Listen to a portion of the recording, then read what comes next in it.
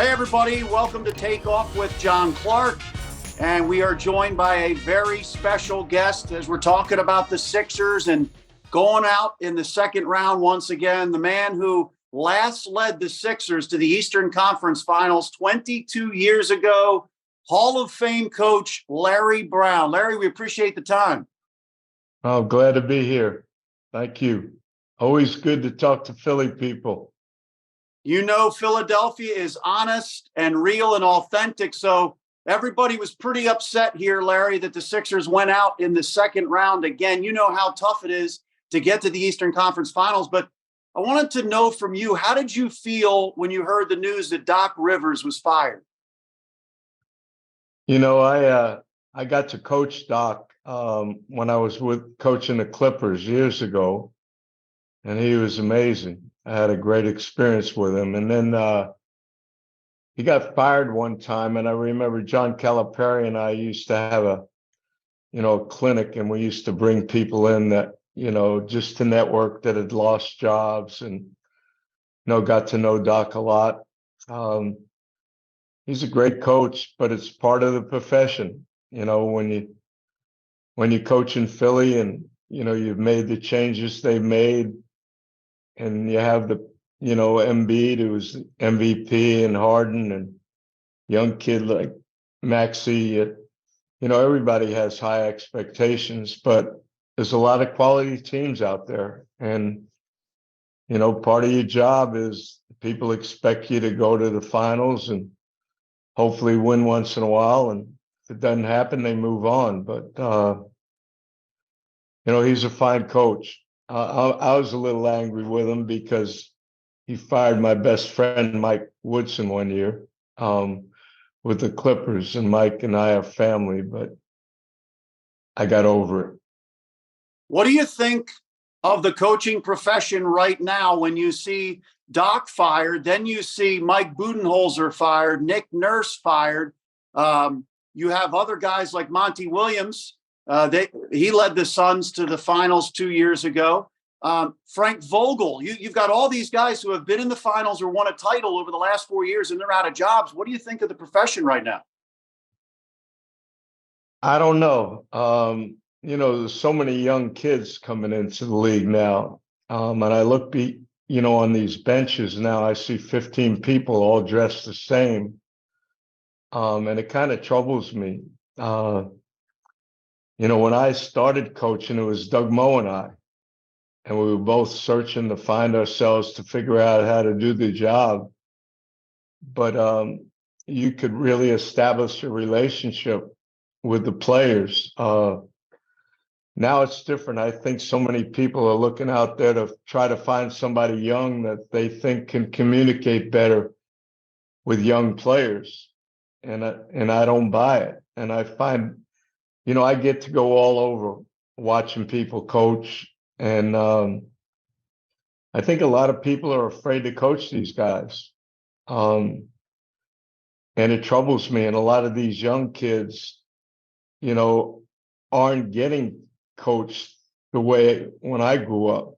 Whatever a coach said to you, you respected him enough, and you did what you were told, and you knew that he cared about you and was trying to make you better.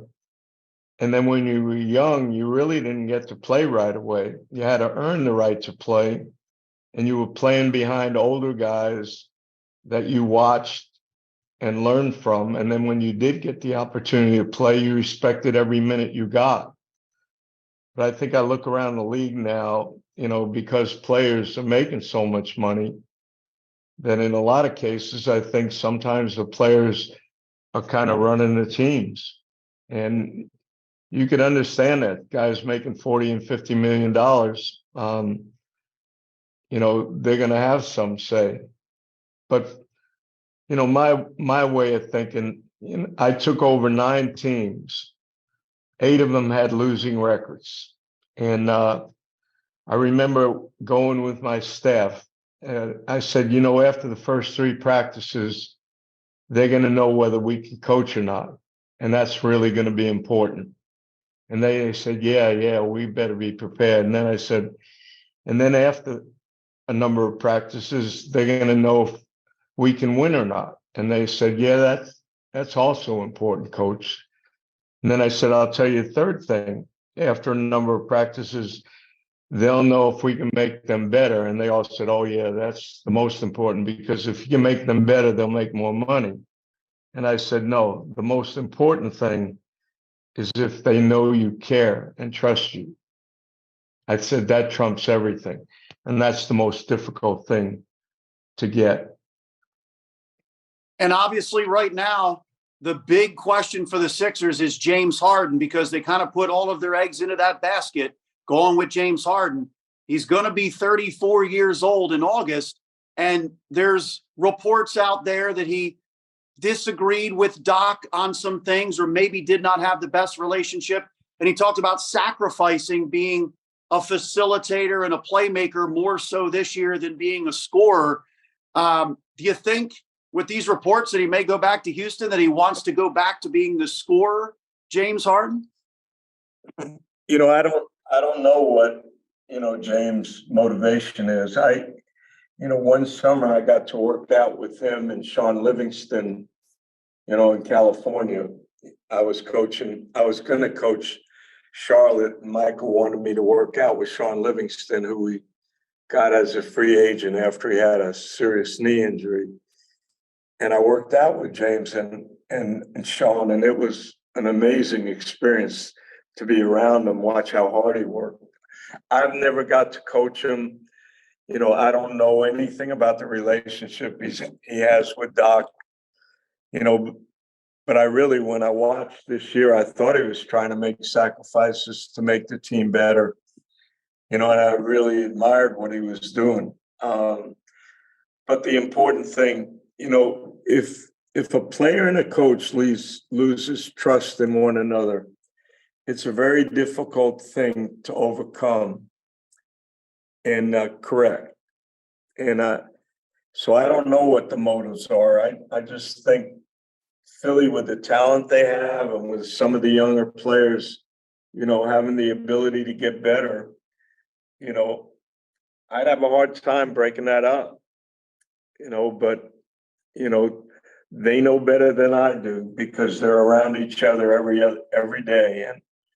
And when they determine who the next coach coming in, I think the next coach has to have an unbelievable relationship with Joel and also Harden, if Harden's going to stay, if it's going to work. Joel is obviously the crown jewel of the organization, like Brett Brown used to call him. And he was shocked and disappointed that they fired Doc Rivers. Does that surprise you in any way, that if Joel had a great relationship with Doc and wanted him to stay, that they wouldn't side with Joel or kind of go with his opinion? I don't know about those dynamics. I'm proud of Joel for standing behind his coach. I love that part of it. When your best player comes out and says he's disappointed about the coach getting fired, I'm pretty proud of that. I know Joel indirectly because when I was at SMU, one of his people told me to go down to Florida and scout this big kid playing an AAU event, and he didn't even start. And I watched him warm up, and I went crazy, and I loved him. But unfortunately, Kansas, was smart enough to sign him and recruit him. But I've always admired the guy and admired how he played. And he's a KU guy, so I'm all for that. Yeah, and Joel obviously keeps getting better.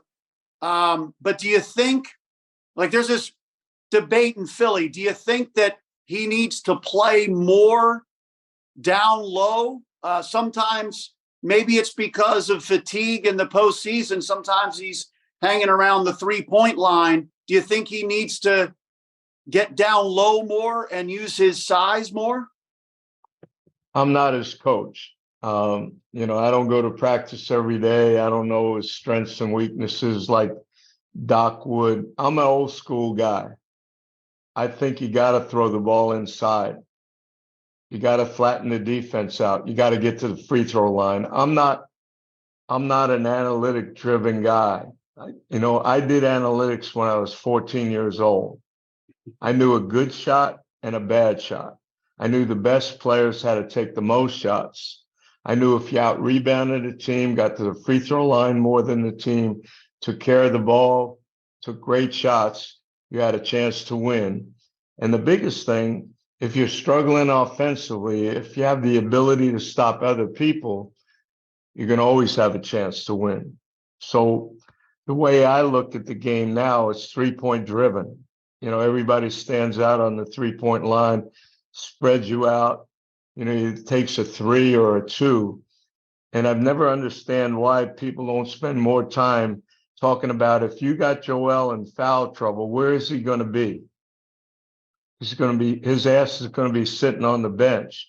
If you run him 94 feet every possession, where's he going to be at halftime? How effective is he going to be? And to me, I watched him this year. I thought he got in much better shape, which I think is critical when you get older, especially with big people. But in my way of thinking, the great players make other players around them better. And simply by his presence, he does that. We had Allen, and Allen wasn't, a down low player, but he got to the free throw line. He broke defenses down, and, he was a threat. And because he was a threat, he made everybody around him better. And I think if you throw the ball to Joel Embiid, in my mind, on the block, he's going to create interest from everybody. He's going to make everybody around him better. And I don't know how you can guard him one-on-one. So, and when he shoots a 3, in my mind, is he on the board? And does he have the ability to get back? But again, he's great. And I'm sure Doc knows Joel Embiid better than I do. I'm just that old school kind of coach. Get fouled, get to the free throw line, share the ball, defend your ass off, rebound the ball, get back on the break.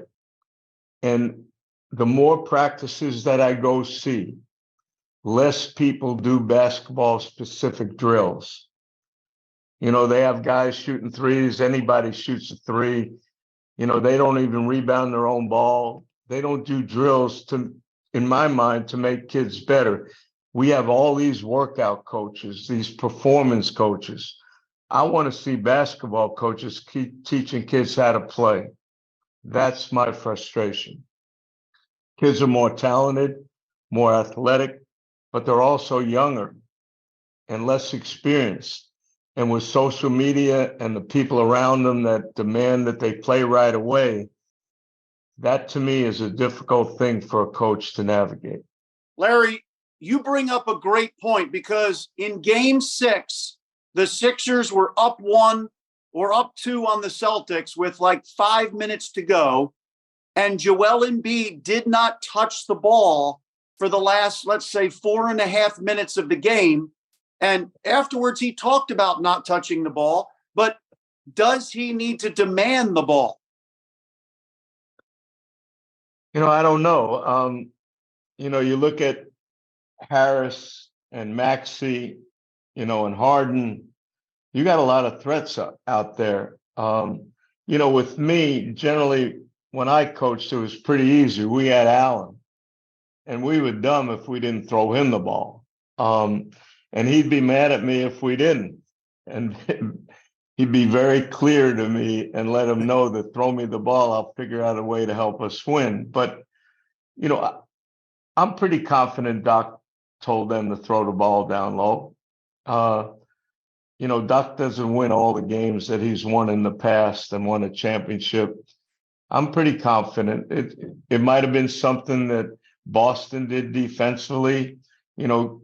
Guys might have felt they were open and they had the ability to make a shot. But again, it's from day one for me that if you have a player like Joel or Allen Iverson or Michael Jordan or Kobe or Shaq, everybody on the team knows if you want to win the game when it's winning time, those guys need the ball in their hands, because if you remember in one of the big games when Harden hit the three in the corner, who touched the ball first? It was Joel. And he came out of a timeout.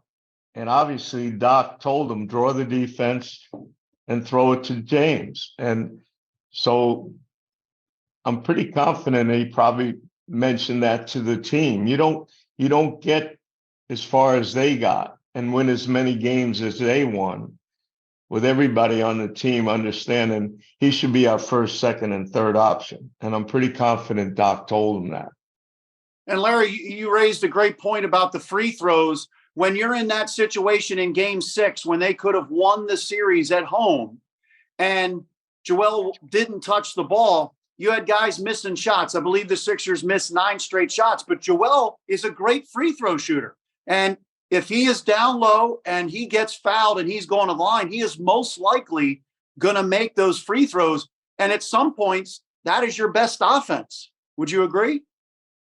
Oh, no, I agree. And again, I know Doc well enough. You know, I'm pretty confident when Philly goes to play a game and it's crunch time, you know, it's winning time. They want the ball in his, you know, your best player's hands. You know, Harden had games where he gets to the free throw line, he breaks the defense down. If he doesn't get his shot, doesn't get fouled, he'll find somebody. You know, but again, you know, old school in my mind, if you throw the ball down low, in my mind, you flatten the defense out. You have a chance to get fouled. You have a chance to get an offensive rebound. Like you said, you have a great free throw shooter. You have a very unselfish big guy that if he draws a double team, he's going to find somebody. And let's think about this. Who was guarding Joel most of that series? It wasn't Williams. Al Horford. You know, it was Al Horford. And as great as Al is, he's an undersized center. You know, he did a great job on him. You know, he did as good a job as you can, but nobody one-on-one, in my mind, can stop Joel. And again, I'm not in the timeout. I'm not at practice.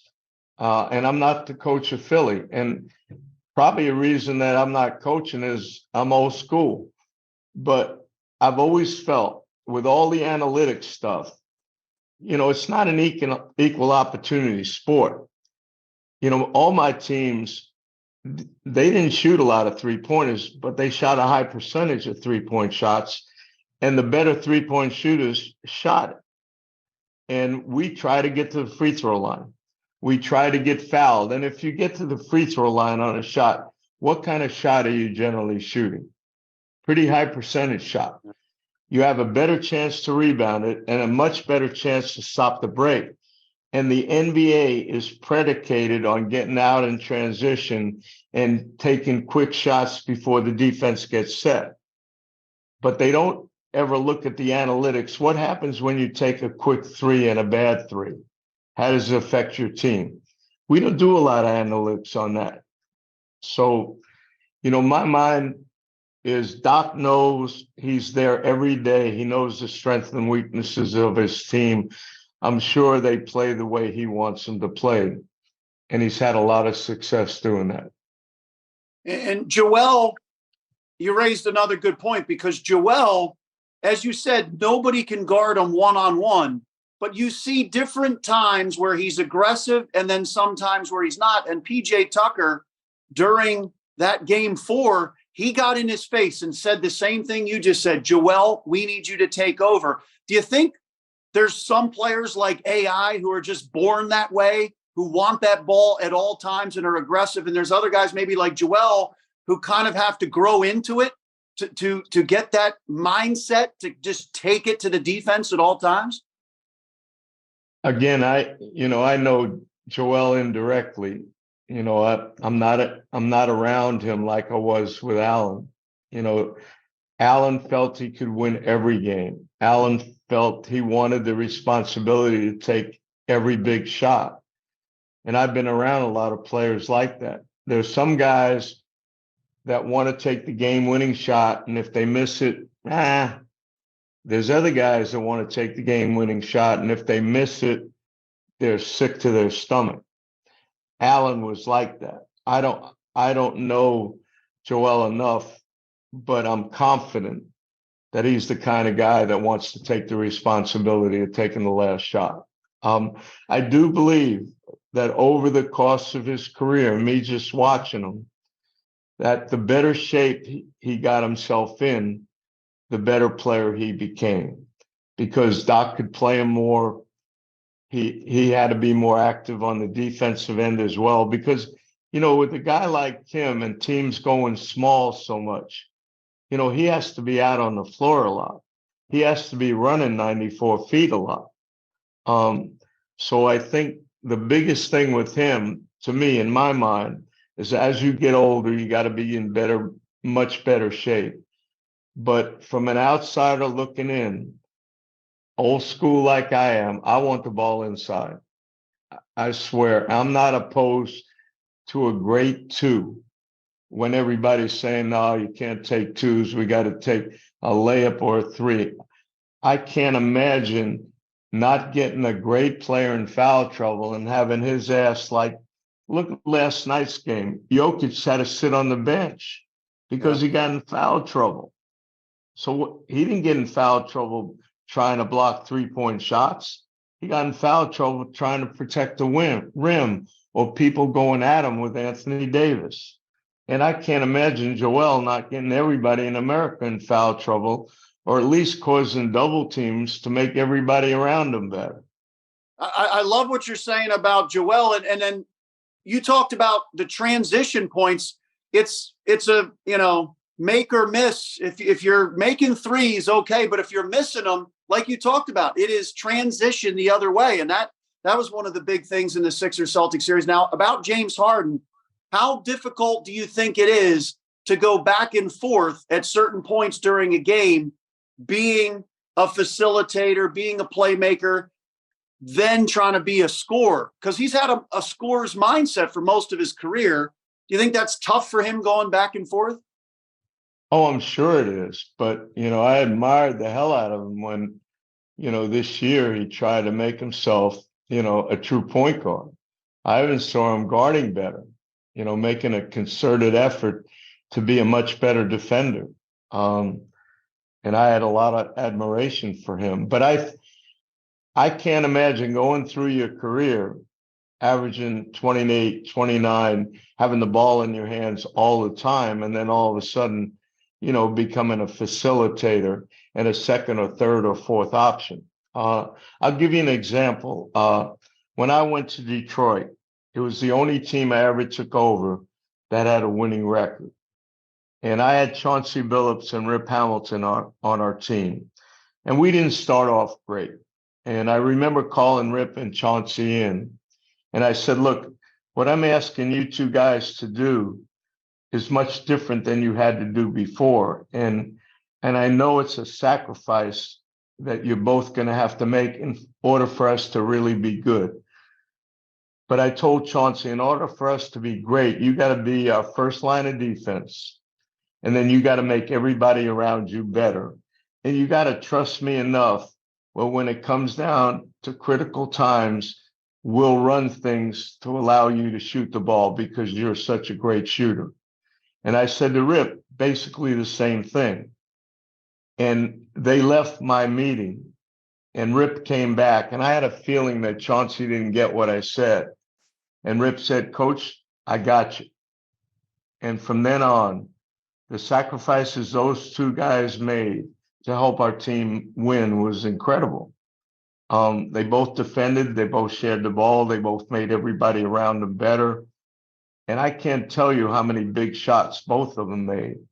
And there wasn't one guy on our team that didn't understand the sacrifices they were making, which is a huge thing for everybody to understand.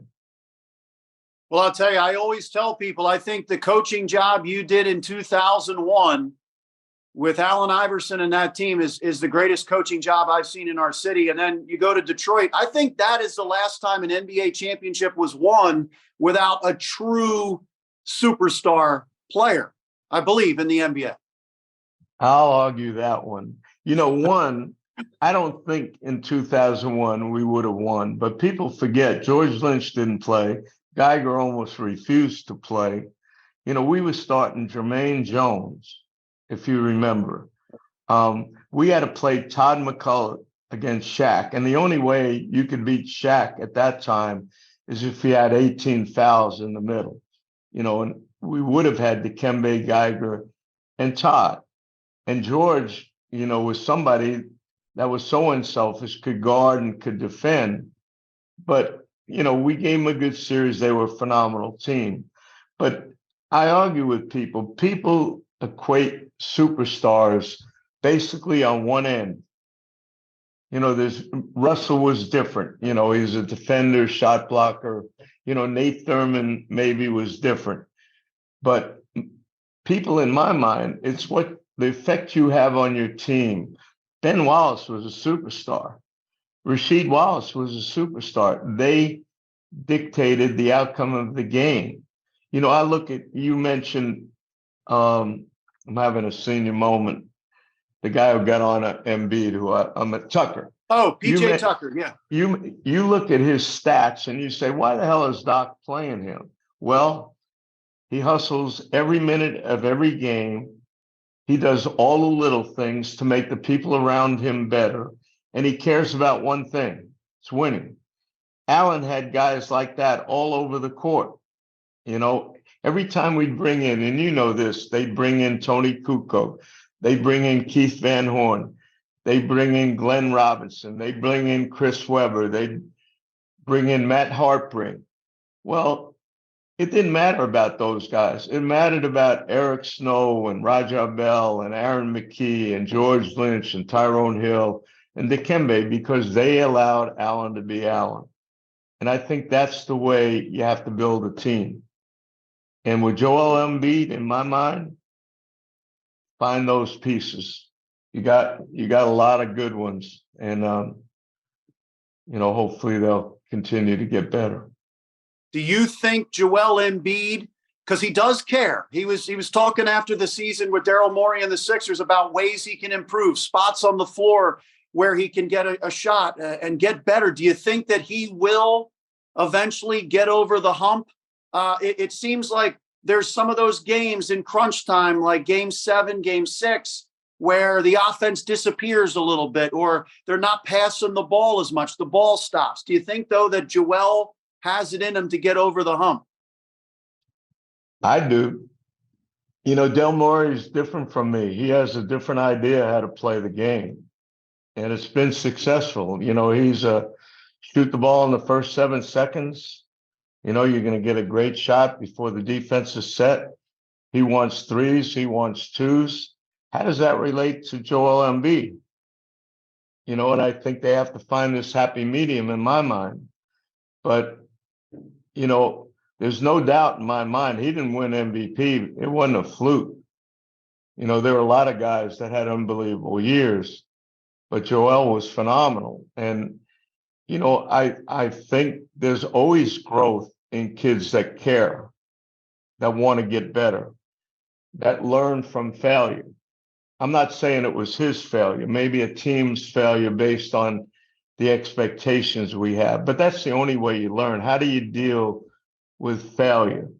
And I think hearing your comments about what he said, I'm pretty confident he's going to come out, with the right kind of mentality.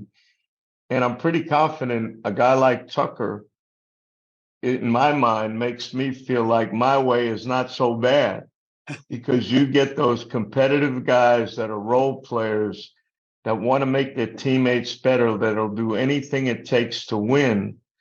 You can be successful with those kind of people around you. So do you think the way the game is played nowadays, shooting a lot of threes, basically having shooters on the outside, there's not a whole lot of big men in this game? Do you think that the Sixers can win with Joel Embiid shooting the ball or shooting threes as much as they do? They were the best three-point shooting team in the NBA in the regular season, but the game has changed so much. You talked about analytics. Do you think they can win with Joel Embiid? Yeah, there's no doubt in my mind they can win with Joel Embiid. He's as good a player as we have in the league. When you have to me, a star is somebody that every time you go down the court commands double teams. Or when you're in the locker room before the game, the visiting coach is talking about ways to stop Joel Embiid. How do we do that? Again, my way is a little different. I think you win consistently with defense, rebounding, and unselfish play, and playing harder than anybody. I think those things, no matter what. I used to write on the board: play hard, play smart, play together, have fun. And then when I was with Coach Smith, I asked him, would you mind if under that I put, it'd be nice if we rebounded and defended. Now, there was one thing about shooting the ball. People tease me about my comment about playing the right way. I should have, set that up where people knew I was the one that said that first. I probably would have made a lot of money. But I don't think you can win a championship unless you can guard, unless you can rebound, unless you take great shots. I truly, and I got a call from Detroit the other day, and they have Wasserman, the big kid from Memphis, Wiseman, excuse me. And Yeah. they had Jalen Duren, the kid from Philly, who I got to be around in Memphis. And they asked me, do you think we can play with two big young guys at the same time? I said, you're damn right. They can rebound, they can run. They're athletic enough to switch and guard people out on the floor. And by asking them to do things that are difficult right now, you're going to make them better in the long run. So it gets back to me. And again, this is heresy. We have all these performance coaches and workout coaches. We need teachers. We need guys to teach kids how to play, because so many of these young kids, because they're so good and so talented, people are afraid to coach them, hold them accountable. It's not the kids' fault. Kids want to be taught. And I think we're getting away from that. We're so caught up in gearing our game to certain areas instead of teaching kids how to play basketball. Yeah, and right now the Sixers are looking for a new coach. They're going to interview Nick Nurse, Mike Budenholzer, as well as Monty Williams, Sam Cassell, who was on Doc's staff, and some other guys. Is there a guy that you really, really like that would be the next Sixers coach? And Jay Wright. Yeah. I don't think he'd take it, but there's no better coach in America. But you just named some really terrific coaches. The biggest thing, Morey's going to hire the guy he wants. And it's so vital that the coach and the GM are connected at the hip. There can't be any separation between the coach and the general manager. They might have differences. They might have arguments. They might have different opinions, but the players can never know that. And when things go bad, they definitely can't know that. So I'm hopeful if Morey makes the decision, he brings somebody in that relates to him and that he trusts and that can bring out the very best in some of the young talent they have. And tell Joel Joel, we love you, we honor you, we respect you. Get your ass in the best shape you possibly can, and you'll be the biggest monster that's ever played in the NBA. Do you think that really is the key? And Joel's had injuries, of course. He was injured again playing with a sprained LCL, and it could have even been a grade 2 sprained LCL. How much do you think that affects him in those crunch times of game 6 and game 7, and you see him sometimes with his hands on his knees? Oh, I'm sure it affected him throughout the whole series. It's hard. There's not a player in the NBA that doesn't play hurt. You don't have any time to recover. You play so many games in such a short period of time. But, I don't think you can ever be 100% if your knees are in trouble. But, I remember all the big guys that I was lucky enough to coach as they got older. they lost weight, because the pounding and the wear and tear night in and night out, the heavier you are, the more difficult it becomes. So, and he could lose a lot of weight and never affect him. His strength is never an issue. Yeah. I think it bodes well for anybody, any player, no matter what position you play in the NBA. As you get older, it's important to lose weight. So you said Jay Wright. A lot of people think he would be a perfect candidate. Do you think Jay will coach again? I'm not sure. I speak to him a lot. He's pretty happy now. He's spending time with family. He loves Villanova. I don't think he'd ever take another college job because of his relationship to Villanova. And I hope I'm not speaking out of line. I never want to speak on, about what somebody should do. But I think he's the very best coach, or as good as any coach I've ever been around. And the 2 years I was in Philly and I wasn't working, I lived in Villanova. And I think I went to more practices at Villanova than Jay did, because he had a recruit once in a while. And I was always there. I marveled at his ability to communicate to the kids and get them to do what he asked them to do without exception. And I go all over now. The other day I was in a high school tournament, and one of his kids, Alan, little backcourt, Alan Ray. Yeah. He was sitting next to me, and we spent an hour just talking about Coach Wright and that team with Kyle Lowry and all. It was wonderful for me, because every kid that ever played for Jay talks about him like I do.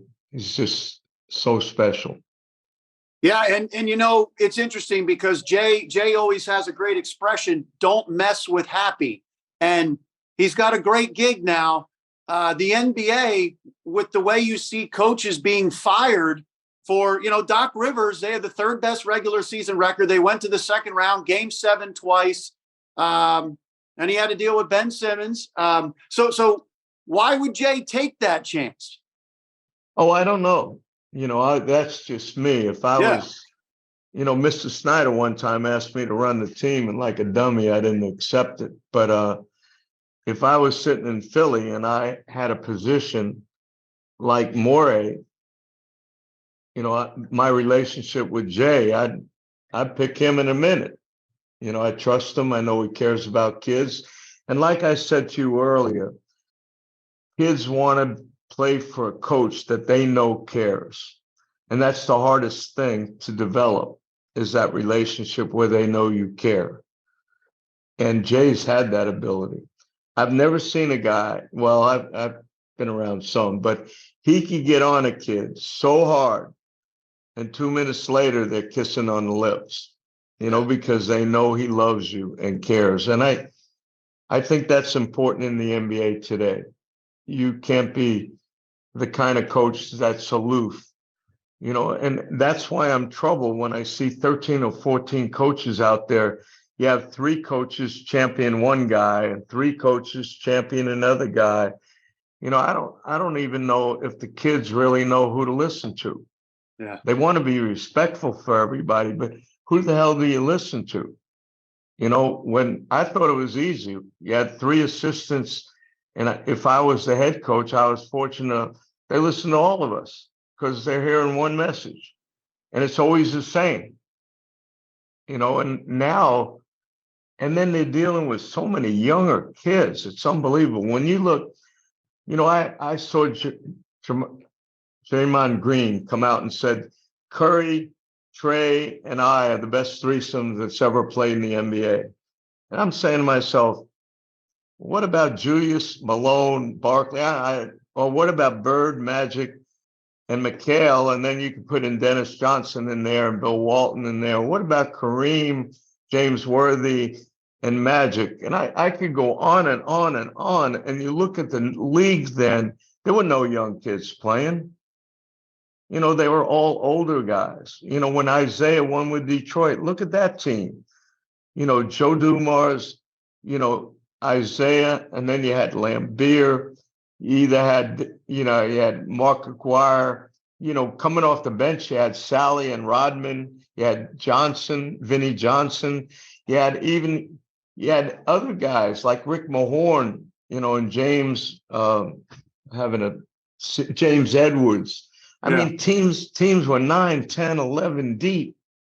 Now we have all these young kids coming off the bench playing before they're truly ready. So that puts more pressure on the coach and more pressure on a kid like Embiid. And speaking of that, let's say James Harden does go back to Houston, like the reports are saying. He's got a great relationship with the ownership there. That's his home. His mom is there. So let's say he does leave the Sixers. Where do you go from here? I mean, really, the free agents, you're not able to spend the money that you were able to give James Harden because of the NBA rules. So would you surround Joel with the type of players like you talked about, PJ Tucker, and try to get a real, true point guard? Well, look at Miami. Think about that team. Riley is ahead of everybody. You do it Miami's way or you go somewhere else. He is the head and everybody follows suit. And if you don't play hard, you don't play together, you don't do what the coach says, you're not going to be there. And they're in the finals without Tyler Hero and Adopo. Think about that. That's mind-boggling to me. But I think, when you have a great player, like Joel, you can't replace Harden, but you got to find pieces around now that come in and allow Joel to be Joel. I think they'll be able to do that. You're not going to replace Harden's assists. You're not going to replace the points, but you got to find people that make Joel better. They used to complain about Harris. Well, shoot, you can't replace Harris. They got some young pieces there, and hopefully, they'll be able to reach out and, like you said, find somebody that can defend his ass off, will share the ball, and it'll be tough as hell. And maybe find a couple of them. I was a Ben Simmons guy. Everybody used to laugh at me saying, oh, he's got to shoot the three. No, when he was there, he could guard, he could rebound, and he was an amazing passer. Unfortunately, he was hurt all the time. But how can you replace his ability to guard, the fact that he could rebound, and the fact that he was an amazing passer? And everybody said, well, he had to shoot the three. No, Allen didn't shoot a lot of threes. He wanted to, but he got to the free throw line. He got layups. There's a lot of great players that don't shoot threes that are highly productive. But Ben Simmons did become a liability because he was not good at shooting free throws. He didn't get better at that. And that was, a whole nother story where he passed up the dunk. Well, let people work on that. Yeah. By the way, you brought up it's not rocket science. The shot never changes. The one thing I've always felt about being in the NBA, unlike any other situation, if you want to become a great shooter, you can become better. You have all this opportunity to shoot the ball. They got this unbelievable workout facility in Camden. It's open for the players 24 hours a day. And if it was Kobe Bryant, he'd be in there 20 of them. So you're right. So if you really care about improving, knowing that your career is not that long, your ass is going to be in that workout facility every day working on the things you don't do well and trying to get better at. And I think sometimes you might need somebody that pulls you there, that when you say, no, I'm too tired, I don't want to go. No, you got this responsibility to be there. I'll be there. You be there with me. Well, the Sixers finally have that guy with PJ Tucker. Oh, boy. And he tried out for our team when I was in Philly, and he went to the summer league with Dave Hanners, who is the coach, and they won the summer league. And we had contract problems and were too dumb to sign him. He went to Europe And now he's back and he impacts every team he plays on in a positive way. How cool is that? You're right. You're exactly right. By the way, Philly's a little miffed watching this Celtics Heat series, of course, because the Celtics moved on, but also because the Sixers had Jimmy Butler. And that was a big decision because it was Ben Simmons and his agent. Reportedly, they wanted the ball. He needed to be the point guard, and Jimmy Butler, he also wanted the ball, and maybe he's the alpha male, and Ben couldn't handle it. So there's a lot of debates and dilemmas and egos in the NBA, huh? I guess. That's why I lost my last job in the NBA, but God, Jimmy Butler's great. And I'm Amazing. a big Ben Simmons fan. And I saw him in Montverde Academy when he came over from Australia as a sophomore. And he was as good a young player as I've ever seen. And I tried like hell to recruit him, but we had no shot. But and I'm selfish about this, but sometimes it's the environment you're in, it's the ownership you're involved with, or the coaches you're in touch with that determine, your trajectory as a player. And, some guys get in a situation where they respect the people around and they just flourish. Other guys get in a situation where they don't really feel very comfortable and they don't reach their potential. This is the last thing. I used to stand up whenever I go see a college team play, and I'd always, they'd always ask me to talk, and everybody wanted to ask me about Allen naturally. But I always used to ask them, hey, tell me all you guys in this line, how many of you think you're going to play in the NBA? And they all look at each other, waiting to see whose hand's going to go up and who won't. But generally, every one of them put their hand up. Like they all felt they're going in the NBA. And I said, God bless you. I hope every one of you make it. But there's a little over 400 players in the NBA, I tell them. And it's not only in the United States now, it's all over the world that we're getting players. But the reality is, out of the over 400 players, only 20 of them are superstars, or what they call superstars. The rest of us are all role players. So if you can learn to be a factor with your team and make everybody better and accept the role you're given, it's unbelievable how your trajectory will improve, just like BJ Tucker. And there's a place, Bruce Brown. Look at Bruce Brown. The impact he had on the game. There's guys like that every single night that sacrifice to all the little things and help the great players become great. Well said. My final question is, was the process worth it? Because they got Joel Embiid out of it, and they are an Elite Eight team every year, let's say. Was the process worth it? Look at how long it took. Look at all the first picks they had. I don't buy that.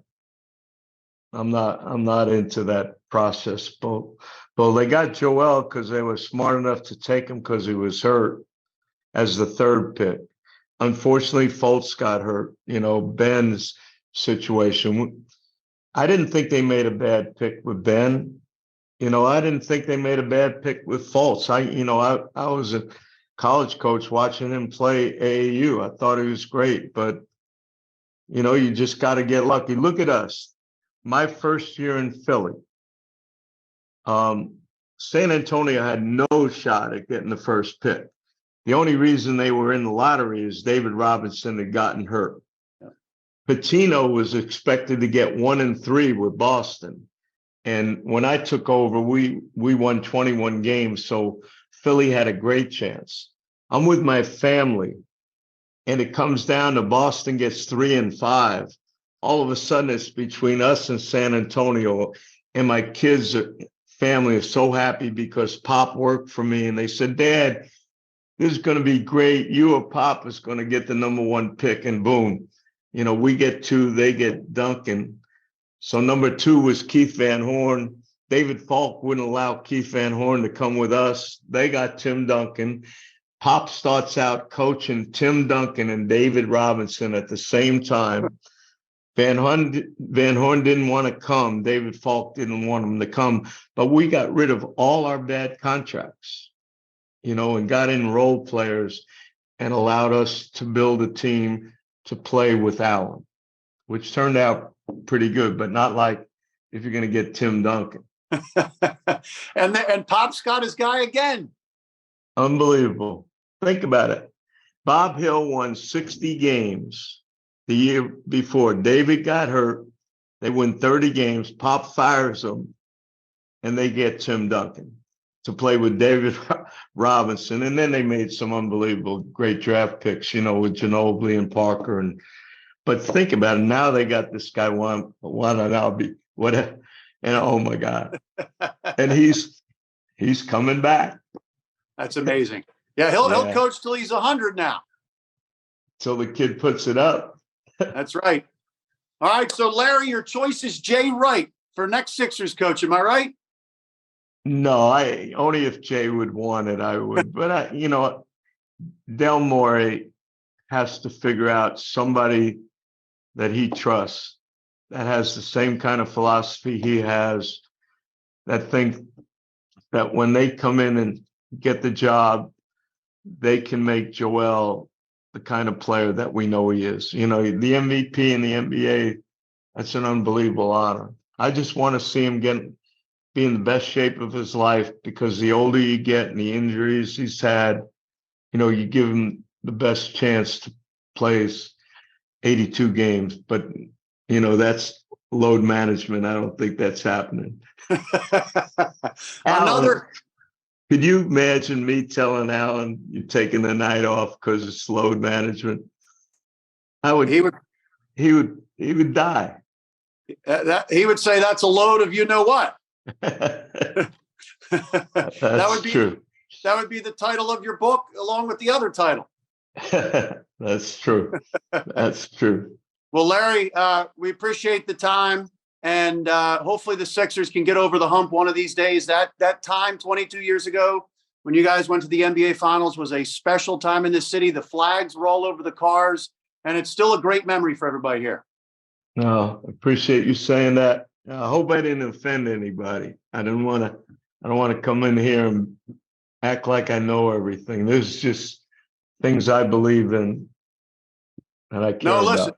I don't think you offended anybody. I think Philly would probably disagree about the Ben Simmons thing, because Ben wanted out of here. He passed up shots. All Philly wanted was for him to get better at shooting the basketball and free throws. That's it. Well, maybe there would have been a coach knocking at his door every single day and saying, Ben, if you want to reach your full potential, this is how we're going to do it. I don't care how you feel. This is how we're going to do it. This is plan A. And I believe he would do it. Well, Brett Brown tried. He asked Ben to shoot. He asked him to shoot a couple times a game. And I think you could ask anybody to do a lot of things. That doesn't mean they're going to do it. You got to make sure they do it.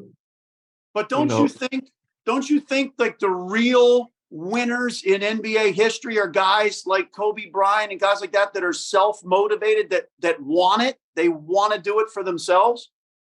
Oh, absolutely. But a lot of them had somebody sitting on the top of their shoulder on a daily basis saying, get your ass up and get out in the gym. I'll be there.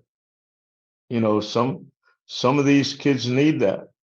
Like I remember I coached Byron Scott. We brought him to Indiana to help Reggie, and he really helped Reggie. And I said, Byron, you won 4 championships in eight years. I said, when you won a championship, when did you guys start working out?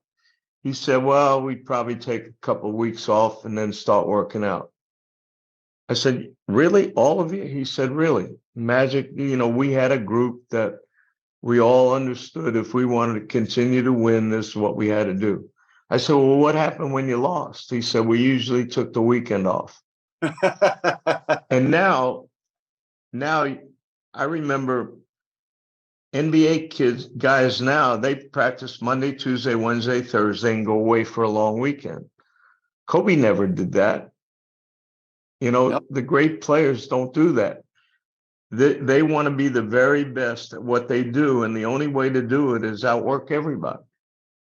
And I think people have that in them. They need maybe somebody to be responsible enough to be there every day and saying, if you want to be great, there's no shortcuts. This is the way we get it done. And don't be afraid to do it. Don't be afraid to tell them. Don't be afraid what their response might be. Well said. Well said. We'll leave it at that. All right. Thank you. Great catching up with you. Best wishes to you. And hopefully the Sixers, they get the right guy. I'm sure they will. I'm so flagrant.